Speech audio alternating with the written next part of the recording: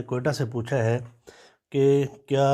بیوی کو مارنے کے بارے میں کوئی شرعی دلیل ہے قرآن و حدیث کے حوالے سے؟ کیا اس کو مارنا جائز بھی ہے یا نہیں ہے کہ جب وہ سرکشی کرے؟ تو میرے بھائی ایسا ہے کہ اس مسئلے کو سمجھنے کے لیے سب سے پہلے تو یہ ہے کہ خواہش کی اتباع کی بجائے ہم قرآن و حدیث کی روشنی میں شرعی حکم سے واقفیت حاصل کرنا چاہتے ہیں۔ قرآن مجید کی سورۃ النساء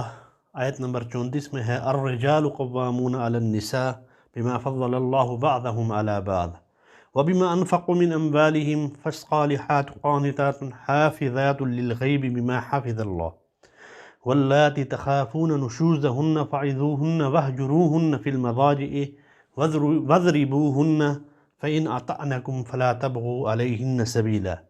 ان اللہ کان علیا کبیرا۔ اس آیت کا ترجمہ ہے کہ مرد عورتوں پر قوام ہیں، یعنی کہ نگران اور سرپرست ہیں، کیونکہ اللہ نے ان میں سے ایک کو دوسرے پر فضیلت دی ہے، اور کیونکہ مردوں نے اپنے مال خرچ کیے ہیں، چنانچہ نیک عورتیں فرمانبردار ہوتی ہیں، مرد کی غیر موجودگی میں اللہ کی دی ہوئی حفاظت سے اس کے حقوق کی حفاظت کرتی ہیں، اور جن عورتوں سے تمہیں سرکشی کا اندیشہ ہو تو پہلے انہیں سمجھاؤ، اور اگر اس سے کام نہ چلے تو انہیں خواب گاہوں میں تنہا چھوڑ دو،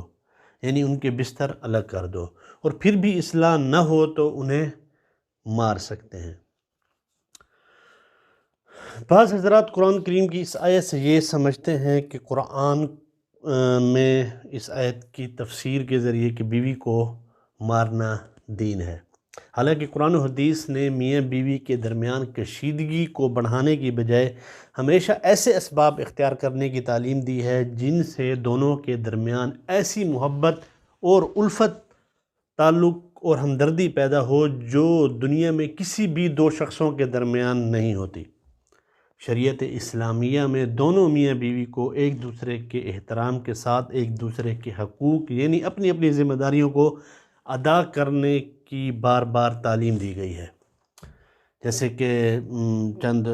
آیات اور حدیث میں سے کچھ ذکر کرتا ہوں کیونکہ پھر اصل موضوع کی طرف آؤں گا۔ کہ اللہ تعالیٰ فرماتا ہے، سورۃ النساء کی آیت نمبر 9 ہے کہ اے ایمان والو، یہ بات تمہارے لیے حلال نہیں ہے کہ تم زبردستی عورت کے مالک بن بیٹھو، اور ان کے اس غرض سے مقید نہ کرو کہ تم نے جو کچھ ان کو دیا ہے اس کا کچھ حصہ لے اڑو، الا یہ کہ وہ کھلی بے حیائی کا ارتکاب کریں اور ان کے ساتھ بھلے انداز میں زندگی بسر کرو، اور اگر تم انہیں پسند نہیں کرتے ہو تو یہ عین ممکن ہے کہ تم کسی چیز کو ناپسند کرتے ہو اور اللہ نے اس میں بہت کچھ بھلائی رکھ دی ہو۔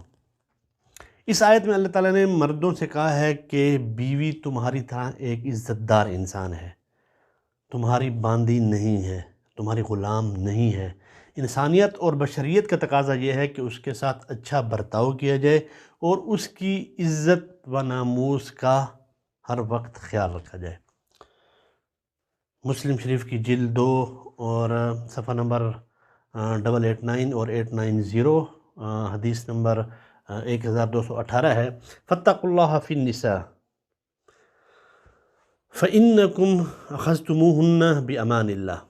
یہ پوری حدیث ہے، اس کا ترجمہ میں ذکر کرتا ہوں کہ حضور صلی اللہ علیہ وسلم نے ارشاد فرمایا، عورتوں کے معاملہ میں اللہ سے ڈرو، تم نے انہیں اللہ تعالیٰ کی امان کے ذریعہ حاصل کیا ہے اور ان کی شرمگاہوں کو اللہ تعالیٰ کے کلمہ کے ذریعے حلال کیا ہے۔ ان پر تمہارا حق ہے کہ وہ تمہارے گھر میں ان لوگوں کو نہ آنے دیں جن کو تم ناپسند کرتے ہو، اور اگر وہ ایسا کریں تو ان کو مارو، مگر ایسی مار جو زیادہ شدید نہ ہو، اور چہرے پر ہرگز نہ مارو، اور تم پر ان کا یہ حق ہے کہ تم ان کے نان و نفقہ اور کپڑے کی دستور کے مطابق ذمہ داری بھی پوری کرو۔ ان مذکورہ آیات جو قرآن مجید کی پہلے ذکر کی اور حدیث نبویہ سے یہ بات روز روشن کی طرح واضح ہو جاتی ہے کہ زندگی کے ایام کو خوش اسلوبی اور محبت و الفت کے ساتھ گزارنے کے لیے دونوں میاں بیوی کو اپنی اپنی ذمہ داری اچھے طریقے سے انجام دینی چاہیے، مثلا شوہر کی ذمہ داری ہے کہ وہ مہر کی ادائیگی کرے، اپنی استطاعت کے مطابق بیوی کے تمام اخراجات برداشت کرے، بیوی کے لیے رہائش کا انتظام کرے، بیوی کے ساتھ حسن معاشرت کرے، بیوی کی بعض کمزوریوں سے چشم پوشی کرے، خاص طور پر جب کہ دیگر خوبیاں اور محاسن اس کے اندر موجود ہوں۔ گھر کے کام و کاج میں ان کی مدد کرے، خاص کر وہ جب بیمار ہوں۔ حضرت عائشہ رضی اللہ تعالیٰ عنہ فرماتی ہیں کہ نبی کریم صلی اللہ علیہ وسلم گھر کے تمام کام خود کر لیا کرتے تھے، جھاڑو بھی خود لگا لیا کرتے تھے، کپڑوں میں پیوند بھی لگا لیا کرتے تھے، اور جوتوں کی مرمت بھی خود کر لیا کرتے تھے۔ یہ بخاری شریف کی حدیث ہے۔ اسی طرح بیوی کی بھی ذمہ داری ہے کہ وہ اپنے شوہر کی اطاعت کرے، شوہر کے مال و آبرو کی حفاظت کرے، شوہر کے ساتھ اچھا معاملہ اور برتاؤ کرے، وہ گھر کے اندرونی نظام کو چلانے میں اپنا بھرپور تعاون پیش کرے اور بچوں کی بہترین تربیت بھی کرے۔ اب یقیناً دونوں میاں بیوی بشریت اور انسانیت میں برابر ہیں، لیکن شریعت اسلامیہ نے زندگی کے پہیے کو چلانے کے لیے مرد کو کسی نہ کسی حد تک فوقیت دی ہے، یعنی مرد کو سربراہی حاصل ہے، یعنی قوام جو بنایا ہے، الرجال قوامون علی النساء، اب اس کو سرپرست اور سربراہ بنایا ہے۔ قرآن میں بھی بتا دیا گیا ہے، حدیث کی روشنی میں بھی اس پورے میں بھی یہ ہے، اور پوری امت مسلمہ کا اس پر اتفاق بھی ہے۔ غرض یہ ہے کہ میاں بیوی میں حاکم اور محکوم یا بادشاہ اور غلامی والا تعلق یا رشتہ نہیں ہے، بلکہ دونوں اپنی اپنی جگہ ایک حیثیت اور مقام رکھتے ہیں۔ مرد کو اپنی سربراہی کی بنیاد پر یہ جائز نہیں ہے کہ وہ بیوی کو بات بات پر ڈانٹتا پھرے یا اس کی پٹائی کرتا پھرے۔ ہاں، اگر کوئی عورت واقعی شوہر کی نافرمان ہے اور اس کی نافرمانی کی وجہ سے گھر کا نظام درہم برہم ہو رہا ہے، تو مرد و عورت کے خالق نے قرآن مجید کی آیت نمبر 34-35 میں اس کا حل پیش کر دیا ہے۔ آیت پہلے پڑھ دی میں نے آپ کے سامنے، کہ یعنی عورت اگر نافرمان ہے یا اس کی جانب سے نافرمانی کا اندیشہ ہے، تو پہلا درجہ جو اصلاح کا ہے وہ یہ ہے کہ نرمی سے اس کو سمجھائے۔ اگر بیوی محض سمجھانے سے باز نہ آئے تو دوسرا درجہ یہ ہے کہ شوہر اپنے بستر علیحدہ کر دے، تاکہ وہ اس علیحدگی سے شوہر کی ناراضگی کا احساس کر کے اپنے فعل پر نادم ہو جائے۔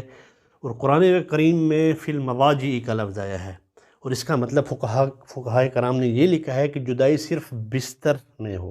مکان کی جدائی نہ ہو، کہ عورت کو مکان میں تنہا چھوڑ دے، اس سے فساد بڑھنے کا اندیشہ پھر زیادہ ہو جائے گا۔ چنانچہ ایک صحابی کی یہ روایت ہے کہ میں نے رسول اللہ صلی اللہ علیہ وسلم سے عرض کیا کہ ہماری بیویوں کا ہم پر کیا حق ہے؟ آپ صلی اللہ علیہ وسلم فرمایا، جب تم کھاؤ تو انہیں بھی کھلاؤ، اور تم پہنو تو انہیں بھی پہناؤ، اور چہرے پر مت مارو۔ اگر اس سے علیحدگی کرنا چاہو تو صرف اتنی علیحدگی کرو کہ بستر الگ کر دو، مکان الگ نہ کرو۔ اور جو عورت اس سزا سے بھی متاثر نہ ہو تو پھر اس کو معمولی مار مارنے کی اجازت ہے، جس سے اس کے بدن پر اثر نہ پڑے اور اس کی ہڈی ٹوٹنے یا زخم لگنے کی نوبت نہ آئے۔ اور چہرے پر مارنا تو مطلقاً منع ہے اور ناجائز ہے، یعنی کہ ہلکی مار ماری جا سکتی ہے کہ جس سے بدن پر اثر بھی نہ پڑے، نشان نہ پڑے، ہڈی ٹوٹنے کا اندیشہ نہ ہو، اور جسم پر نشانات بھی نہ ہوں، اور زخم بھی نہ لگیں، اور چہرے اور سر پر تو مارنا مطلقاً ہی ناجائز ہے۔ بخاری شریف کی جلد نمبر 5 صفحہ نمبر 1997 اور حدیث نمبر 4908 میں ہے، لا یجلد احدکم امرأتہ ثم یجامعها فی آخر اليوم، کہ نبی کریم صلی اللہ علیہ وسلم نے فرمایا، کوئی شخص اپنی بیوی کو غلام کی طرح نہ مارے، کیونکہ یہ بات مناسب نہیں کہ اول تو اسے مارے، پھر آخر دن یعنی کہ رات میں اس سے اپنی خواہش پھر پوری کرے۔ فتاوی قاضی خان کی جلد نمبر 1 صفحہ نمبر 203 میں جو مارنے کی جو شرط بتائی گئی ہے کہ کن وجوہات کی بنا پر بیوی کو مارا جا سکتا ہے، تو انہوں نے فتاوی قاضی خان میں 4 وجوہات اس کی ذکر کی ہیں، اور وہ یہ ہے کہ پہلی یہ ہے کہ شوہر اپنے لیے بنو سنگار کرنے کا بیوی کو حکم دے اور بیوی نہ کرے، شوہر صحبت کرنا چاہے اور وہ نہ کرنے دے، اور کوئی شرعی مجبوری بھی نہ ہو۔ تیسری وجہ یہ ہے کہ نماز نہ پڑھے یا جنابت و حیض کے بعد غسل نہ کرے، کیونکہ یہ بھی نماز نہ پڑھنے کے ہی بہانے ہیں۔ چوتھی وجہ یہ ہے کہ مہر کی ادائیگی کے باوجود وہ شوہر کی اجازت کے بغیر گھر سے چلی جائے، کہ صرف ان 4 وجوہات کی بنا پر شوہر بیوی کو ہلکی مار سکتا ہے۔ اور یہاں پر بھی یہ فرمایا کہ ان 4 صورتوں میں مارنا صرف جائز ہے، واجب نہیں ہے، بلکہ نہ مارنا افضل ہے۔ یہ نہیں کہ اگر وہ بات نہیں ماری تو اس کو مارنا شروع کر دے، صرف جواز کی حد تک لکھا ہے، یہ نہیں کہ واجب ہے آپ کے اوپر ان صورتوں میں مارنا۔ کیونکہ ہاتھ اٹھانے کی بھی اجازت ہے، حکم نہیں دیا جا رہا کہ اگر وہ آپ کی نافرمانی کرتی ہے تو آپ اس کو مارو، جیسا کہ حالت احرام سے نکلنے کے بعد کہا کہ فاصطادوا، یعنی کہ شکار کر لو۔ اب اس کا مطلب یہی ہے کہ اگر کوئی حالت احرام سے نکلنے کے بعد شکار کر لے تو گناہ اور کفارہ نہیں ہے۔ اب اس کا مطلب یہ نہیں ہے کہ ادھر حاجی احرام سے نکلے اور ادھر بندوقیں اٹھا کر 40 لاکھ حاجی شکار کرنے نکل پڑے ہیں، ٹھیک ہے؟ تو صرف اجازت ہے کہ اگر شکار کرنا چاہے تو کر سکتا ہے۔ تو اب آخری بات یہ ہے کہ یہ اجازت بھی آخری درجے میں دی گئی ہے، کہ جب تمام چیزیں ختم ہو جائیں، اصلاح کے طریقے ختم ہو جائیں، تو اس کی وجہ بھی یہ ہے کہ ایک چھوٹے ضرر کو قبول کر کے ایک بڑے ضرر سے بچایا جا سکے، اور وہ بڑا ضرر کیا ہے؟ وہ طلاق ہے۔ اور معاشرے میں جو لوگ بیویوں پر ہاتھ اٹھاتے ہیں تو وہ قرآن مجید پڑھ کر نہیں اٹھاتے کہ ان کو قرآن مجید یہ درس دے رہا ہے۔ معاشرہ تو ویسے ہی اخلاقی طور پر بہت زیادہ گر چکا ہے، لہٰذا اس ظلم کو ختم کرنے کے لیے اخلاقی تربیت کی ضرورت ہے، نہ کہ قرآن مجید کو تبدیل کرنے کی۔ اور یہ بھی ہے کہ بیوی پر ہاتھ اٹھانے کی اجازت عمومی ہے، یعنی کہ جنرل اجازت نہیں دی گئی ہے یہاں پر، ٹھیک ہے؟ یہاں پر بیوی پر جو ہاتھ اٹھانے کی اجازت وہ جنرل نہیں ہے، بلکہ استثنائی ہے، کہ صرف ان عورتوں پر ہاتھ اٹھانے کی اجازت دی گئی ہے جن میں نشوز یعنی کہ سرکشی اور بغاوت ہو۔ قرآن مجید گھر کے ادارے میں مرد کی حاکمیت کو برقرار رکھنا چاہتا ہے کہ وہ گھر کا سربراہ اور اولاد کا مربی ہے، اور اگر عورت مرد کی اس حاکمیت کو قبول نہ کرے اور اس کے مقابل کھڑی ہو جائے تو اسے نشوز کہا جاتا ہے، اور یہ خاندان، اولاد اور نسل سب کچھ تباہ کر دینے کے مترادف ہے۔ جس گھر میں عورت کا نشوز ہوگا وہاں اولاد کبھی اپنے باپ کی فرما بردار نہیں ہو سکتی، بلکہ اس کی عزت تک بھی نہیں کرے گی۔ امام شافعی رحمۃ اللہ علیہ فرماتے ہیں کہ مارنا جو ہے نا صرف مباح ہے، جواز کی حد تک ہے، لیکن نہ مارنا افضل ہے۔ البتہ اتنا نہ مارے کہ ہلاکت تک پہنچ جائے، بلکہ بدن پر الگ الگ مقام پر مارے، ایک ہی جگہ نہ مارے، اور چہرے اور سر پر مارنے سے بچے، اور بنے ہوئے رومال یا ہاتھ سے مارے، اور کوڑا اور ڈنڈا جو ہے نا وہ مارنے استعمال کی اجازت نہیں ہے، الغرض ہلکے سے ہلکا طریقہ اختیار کیا جائے مارنے کے لیے۔ اسی طرح امام فخر الدین رازی رحمۃ اللہ علیہ تفسیر الکبیر جلد نمبر 4 صفحہ نمبر 72 سورۃ النساء کی آیت نمبر 34 کی ذیل کی تفسیر میں لکھتے ہیں کہ اللہ تعالیٰ نے قرآن مجید میں پہلے سمجھانے کا حکم دیا، پھر بستروں سے علیحدگی کو بیان کیا، اور آخر میں مارنے کی اجازت دی۔ تو یہ اس بات پر صراحتاً تنبیہ ہے کہ نرمی سے غرض حاصل ہو جائے تو اسی پر اکتفا لازم ہے، سختی اختیار کرنا جائز نہیں ہے۔ اسی طرح معرف القرآن جلد 2 صفحہ نمبر 400 میں واللاتی تخافون نشوزہن فعظوہن کی شان نزول میں معرف القرآن میں لکھا ہے کہ زید بن زہیر رضی اللہ تعالیٰ عنہ نے اپنی لڑکی حبیبہ رضی اللہ تعالیٰ عنہ کا نکاح حضرت سعد بن ربیع رضی اللہ تعالیٰ عنہ سے کر دیا تھا۔ ان کا آپس میں کچھ اختلاف پیش آیا، شوہر نے ایک تمانچہ مار دیا، اور حبیبہ رضی اللہ تعالیٰ عنہ نے اپنے والد سے شکایت کی، اور والد وہ شکایت لے کر حضور صلی اللہ علیہ وسلم کی خدمت میں حاضر ہوئے۔ آپ صلی اللہ علیہ وسلم نے حکم دیا کہ حبیبہ کو حق حاصل ہے کہ جس زور سے سعد بن ربیع نے ان کے تمانچہ مارا ہے وہ بھی اتنی ہی زور سے ان کا تمانچہ مارے، ٹھیک ہے؟ یہ دونوں حکم نبوی سن چلے کہ اس کے مطابق سعد بن ربیع رضی اللہ تعالیٰ عنہ سے اپنا انتقام لیں۔ ٹھیک ہے، دونوں بیٹی اور باپ۔ اسی وقت آیت مذکورہ جو ہے نا یہ نازل ہوئی، واللاتی تخافون نشوزہن، جس میں آخری درجہ میں مرد کے لیے عورت کی مار پیٹ کو بھی جائز قرار دے دیا ہے، اور اس پر مرد سے قصاص یا انتقام لینے کی اجازت پھر نہیں دی۔ آیت نازل ہونے پر حضرت صلی اللہ علیہ وسلم نے ان دونوں کو بلوا کر حق تعالیٰ کا حکم سنا دیا، اور انتقام لینے کا پہلا حکم جی منسوخ فرما دیا۔ اس سے بھی یہ بات ظاہر ہوتی ہے کہ ہلکی مار جو ہے نا وہ دے سکتا ہے، کہ یعنی کہ حضور صلی اللہ علیہ وسلم کے زمانے میں صاحب کا جو یہ واقعہ پیش آیا۔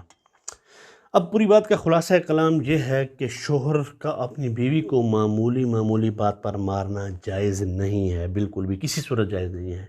اگر کوئی بڑی نافرمانی عورت کی طرف سے سامنے آتی ہے اور بار بار تکرار ہوتی ہے اس نافرمانی کی،